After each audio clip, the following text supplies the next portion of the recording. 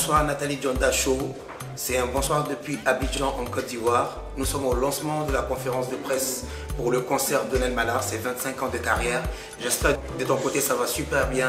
Ici, nous on est fin prêt, tout est bouclé, comme on dit, tout est géré et on espère te voir bientôt. Allez, gros bisous. Car il est bon, éternel est son amour.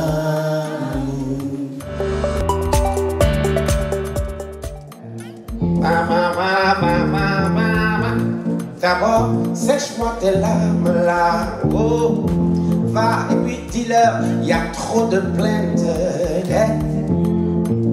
Arrêtez de vous apitoyer. Mais qu'est-ce que vous croyez? Vous ne sert pas Jésus qui veut, mais celui qui peut.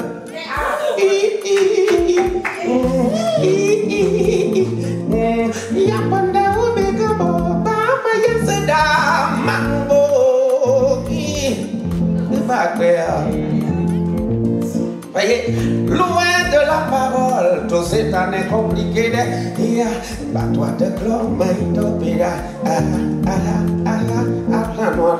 papa, maïdo, c'est un avant-goût.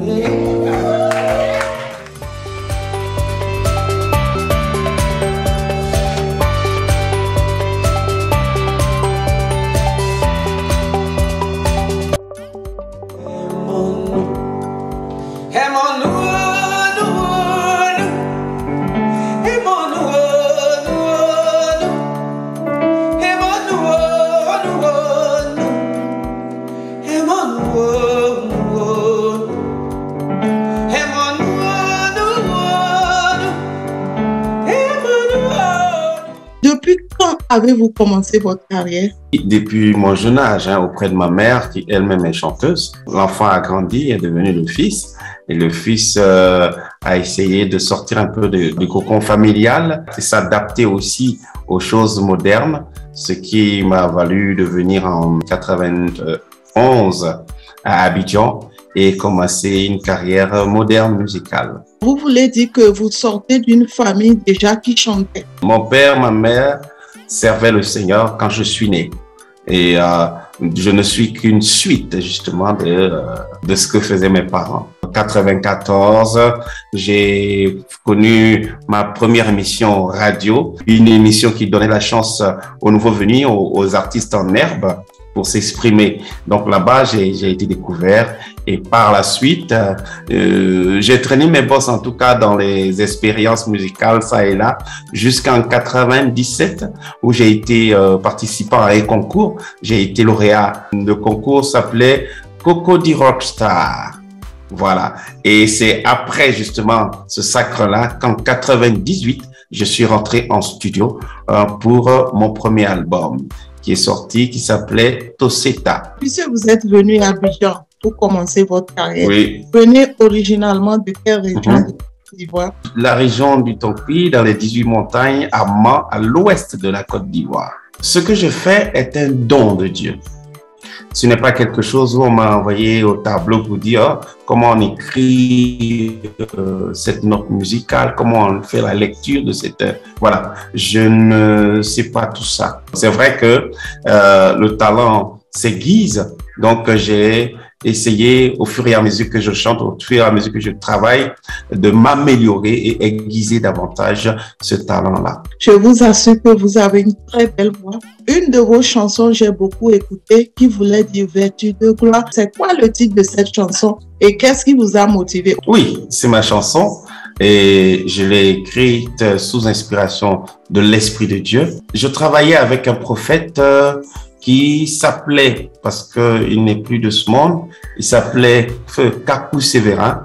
Il a apporté un réveil pas possible ici en Côte d'Ivoire.